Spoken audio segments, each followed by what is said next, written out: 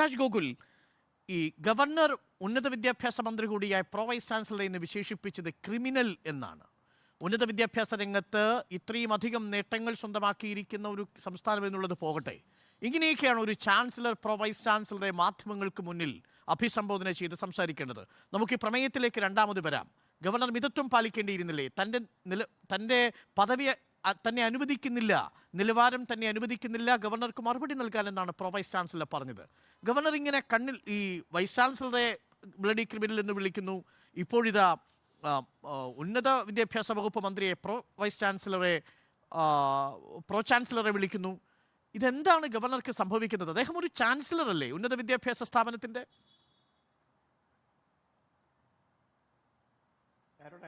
രാഷ്ട്രീയ മണ്ഡലത്തിൽ നമ്മൾ ഈ വാക്കുകൾ ഉപയോഗിക്കുമ്പോൾ പരസ്പരം നമുക്ക് രാഷ്ട്രീയമായ അഭിപ്രായ വ്യത്യാസങ്ങൾ ഉണ്ടാകാം. കുറച്ചുകൂടി നമ്മളെല്ലാവരും മിതത്വം പാലിക്കേണ്ടതാണ് എന്ന് തന്നെയാണ് വ്യക്തിപരമായി ഞാനും ഭാരതീയ ജനതാ പാർട്ടിയും വിശ്വസിക്കുന്നത്. പക്ഷേ നിലവിൽ കേരളത്തിലെ സാഹചര്യത്തിൽ നമ്മൾ രാഷ്ട്രീയം കുറച്ച് നാളായിട്ട് നമ്മൾ ഒബ്സർവ് ചെയ്യുമ്പോൾ നമുക്ക് മനസ്സിലാവുമല്ലോ എന്താണ് കേരളത്തിൽ നടന്നുകൊണ്ടിരിക്കുന്നതെന്ന്. ഗവർണർ പോകുന്ന യൂണിവേഴ്സിറ്റികളിൽ മുഴുവൻ ഈ ക്യാമ്പസ് ഗവർണറുടെ തന്തയുടെ വകയല്ല എന്ന് ബാനർ എഴുതി വെക്കുക, പക്ഷേക്ക് അദ്ദേഹത്തിന്റെ തന്തയ്ക്ക് വിളിക്കുന്ന ഒരു നീക്കം കേരളത്തിലെ ഏറ്റവും വലിയ യുവജനത്തിന്റെ ഭാഗത്തു നിന്നുണ്ടാകും. അരുണ കേട്ടില്ല. അതെല്ലാം വിദ്യാർത്ഥി സംഘടനകളല്ലേ ചെയ്യുന്നത്, പ്രോ ചാൻസലർ അല്ലല്ലോ. അല്ല, തീർച്ചയായിട്ടും അതാണ് ഞാൻ പറഞ്ഞു വന്നത്. ഉത്തരവാദിത്വപ്പെട്ട സംഘടനകൾ തന്നെയല്ലേ വിദ്യാർത്ഥി പ്രസ്ഥാനങ്ങളെന്ന് പറയുമ്പോൾ തന്നെ ഇതെല്ലാം ഉത്തരവാദിത്വപ്പെട്ട സംഘടനകളല്ലേ. ഇതിന്റെ എല്ലാം തലപ്പത്തിരിക്കുന്നത് നമ്മുടെ നാട് ഭരിക്കുന്ന മുഖ്യമന്ത്രി ഉൾപ്പെടുന്ന ഒരു പാർട്ടി സംവിധാനമല്ലേ. എപ്പോഴെങ്കിലും അവരത് തിരുത്തുവാൻ വേണ്ടിയിട്ട് തയ്യാറാവുന്നുണ്ടോ? അതുപോലെ തന്നെ കേരളത്തിലെ രാഷ്ട്രീയ മണ്ഡലത്തിൽ നിൽക്കുന്ന ഇന്നത്തെ ഭരണപക്ഷത്ത് നിൽക്കുന്ന ആൾക്കാർ ഗവർണറെ വിളിക്കുന്നത് കീലേരി അച്ചു എന്നൊക്കെയാണ്. അപ്പോ സ്വാഭാവികമായിട്ടുള്ള പ്രതികരണങ്ങൾ അദ്ദേഹത്തിന്റെ ഭാഗത്തുനിന്നും ഉണ്ടായില്ലേ? ഇത് അങ്ങോട്ടും ഇങ്ങോട്ടും ഒരു പ്രൊവക്കേഷൻ ലെവലിൽ പൊക്കോണ്ടിരിക്കുകയും ഒരാൾ പ്രൊവോക്ക് ചെയ്യുന്നു മറ്റൊരാൾ റെസ്പോണ്ട് ചെയ്യുന്നു എന്നുള്ള തലത്തിലേക്ക് പൊക്കോണ്ടിരിക്കുകയാണ്. ഇത് തീർത്തും അവോയ്ഡ് ചെയ്യപ്പെടേണ്ടത് തന്നെയാണ് എന്ന് തന്നെയാണ് ഞാൻ വിശ്വസിക്കുന്നത്. ഗവർണർ വിളിച്ച ക്രിമിനൽ എന്നുള്ളതും തിരിച്ച് ഗവർണറെ അധിക്ഷേപിക്കുന്നതും നമ്മുടെ സംസ്കാരത്തിന് ചേർന്നതല്ല എന്ന യുവരാജിന്റെ അഭിപ്രായത്തെ ഞാൻ സ്വാഗതം ചെയ്യുന്നു. പക്ഷെ അപ്പോഴും യുവരാജ് ഒരു പ്രധാനപ്പെട്ട പ്രശ്നമുള്ളത് ഇതാണ്. കേരള സർവകലാശാലയുടെ സ്റ്റാറ്റ്യൂട്ട് അനുസരിച്ച് സെക്ഷൻ 8(2) പ്രകാരം പ്രോ വൈസ് ചാൻസലർക്ക് ചാൻസലറുടെ അഭാവത്തിൽ അധ്യക്ഷത വഹിക്കാം സെനറ്റ് യോഗത്തിന്. ആ അധ്യക്ഷത വഹിച്ച് സെനറ്റ് യോഗം എടുക്കുന്നൊരു പ്രമേയം നിലവിൽ അധ്യക്ഷത വഹിക്കുന്ന പ്രോ ചാൻസലർക്ക് അംഗീകരിക്കുകയും ആവാം. അതിലെന്താണ് തെറ്റ്? അത് അങ്ങനെ അങ്ങ് പറഞ്ഞു പോകാൻ കഴിയുന്ന ഒന്നാണെന്ന് ഞാൻ വിശ്വസിക്കുന്നില്ല അരുണേ. കാരണം എന്താന്ന് പറഞ്ഞു കഴിഞ്ഞാൽ, ഒന്ന്, ഗവർണറുടെ അഭാവത്തിൽ പ്രോ വൈസ് ചാൻസലർക്ക് അധ്യക്ഷത ഏറ്റെടുക്കണമെന്നുണ്ടെങ്കിൽ ഗവർണർ ഓതറൈസ് ചെയ്യണം. ഗവർണർ എന്നല്ല, ചാൻസലർ ഓതറൈസ് ചെയ്യണം.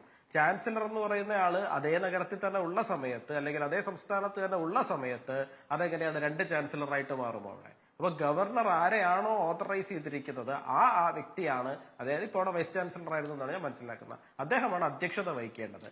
ഈ മിനിസ്റ്റർ പ്രോവിസി ആണ്. ആ പ്രോവിസി പലപ്പോഴും ഗവർണറുടെ അഭാവത്തിൽ അധ്യക്ഷത വഹിക്കുന്നത് ഞാൻ മനസ്സിലാക്കുന്നത് ഹോണററി ഡീലിറ്റ് പോലുള്ള കാര്യങ്ങളൊക്കെ കൊടുക്കുന്ന സമയത്താണ് അധ്യക്ഷത വഹിക്കുന്നത്. അല്ലാതെ ഇത്തരത്തിലുള്ള ഭരണപരമായ കാര്യങ്ങൾ തീരുമാനിക്കുന്ന സമയത്തല്ല അധ്യക്ഷത വഹിക്കുന്നത്. അത് മാത്രമല്ല, അതിനകത്ത് മറ്റൊരു ഗുരുതരമായ ഒരു പ്രശ്നം കൂടി ഉണ്ട് എന്നാണ് ഞാൻ മനസ്സിലാക്കുന്നത്. അതായത് ഇപ്പൊ കണ്ണൂർ VC പ്രൊഫസർ രവീന്ദ്രനാഥ്, അദ്ദേഹത്തിനെ ആ തൽസ്ഥാനത്ത് നിന്ന് മാറ്റുന്ന സാഹചര്യം ഉണ്ടായത് എന്തുകൊണ്ടാണ്? ഗവൺമെന്റിന്റെ ഇന്റർഫറൻസ് വന്നു എന്നുള്ളത് കൊണ്ടാണ്. ഈ പറയുന്ന VC നിയമനവുമായിട്ട് ബന്ധപ്പെട്ടിട്ട് കണ്ണൂർ സർവകലാശാല VC നിയമിച്ചതാരാണ്? ഗോപിനാഥ് രവീന്ദ്രനെ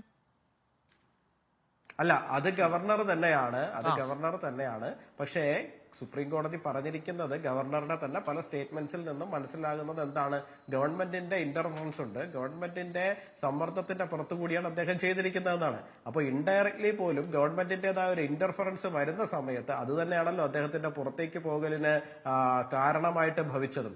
അപ്പൊ ഇവിടെ സ്വാധീനങ്ങൾക്ക് വശംവദനാവുന്ന ചാൻസലർ അങ്ങനെ സ്വാധീനത്തിന് വശംവദനായി താൻ തന്നെ നിയമിച്ചയാളെ പുറത്താക്കി എന്നുള്ളതാണ് അതിലെ വിചിത്രമായ വാദം. യുവരാജ്, അല്ല, അതിന് കാരണമാകുന്നത് സുപ്രീം കോടതിയല്ലേ. ഞാൻ പറയുന്നത് ഗവർണർ സ്വന്തം ഇഷ്ടപ്രകാരം പുറത്താക്കുകയല്ലോ. അദ്ദേഹം പറയുന്നുണ്ട് എന്നോട് എന്റെ മേലിൽ പ്രഷർ ഉണ്ടാവുന്നുണ്ട്. ആ പ്രഷറിന്റെ പുറത്താണ് അദ്ദേഹം മറ്റേ ആളെ നിയമിക്കേണ്ടി വന്നതെന്നുള്ള കാര്യം അദ്ദേഹം മാധ്യമങ്ങളോട് സംസാരിക്കുന്നതാണ്. ഇതിന്റെയൊക്കെ അടിസ്ഥാനത്തിൽ തന്നെയാണല്ലോ സുപ്രീം കോടതി അങ്ങനെ ഒരു വിധി പറയുന്നതും വി സി ആയിരുന്ന പ്രൊഫസർ രവീന്ദ്രനാഥിന് പുറത്തു പോകുന്ന ഒരു സാഹചര്യം ഉണ്ടാകുന്നത്. ഞാൻ പറയുന്നത് നമ്മളിപ്പോ അതിലേക്കല്ല ഞാൻ പോകുന്നത്. ഞാൻ പറഞ്ഞു വരുന്നത് അത്തരം ഒരു സാഹചര്യം നിലനിൽക്കുകയാണ് നമ്മുടെ സംസ്ഥാനത്ത്. വളരെ കുറച്ച് നാളുകൾക്ക് മുമ്പ് തന്നെ നമ്മൾ അത്തരത്തിലുള്ളൊരു സാഹചര്യം നമ്മുടെ സംസ്ഥാനത്ത് നമ്മൾ കണ്ടതാണ്. പക്ഷേ വീണ്ടും ഇവിടെ വി സി തെരഞ്ഞെടുപ്പുമായിട്ട് ബന്ധപ്പെട്ടിട്ട് ഗവൺമെന്റിന്റേതായ വീണ്ടും ഒരു ഡയറക്റ്റ് ഇന്റർഫറൻസിലേക്കാണ് പോകുന്നത്. നേരത്തെ ഇൻഡയറക്റ്റ് ഇന്റർഫറൻസ് ആയിരുന്നു എന്നുണ്ടെങ്കിൽ ഇപ്പൊ പോകുന്നത് ഡയറക്റ്റ് ആയിട്ടുള്ള ഇന്റർഫറൻസിലേക്കാണ് പോകുന്നത്. അതെങ്ങനെയാണ് നിയമപരമായിട്ട് ശരിയാവുക? അതെങ്ങനെയാണ് ഭരണഘടനാപരമായിട്ട് ശരിയാവുക? അവിടെ ഒരു വലിയ പ്രശ്നമില്ലേ? ശരി. മാത്രം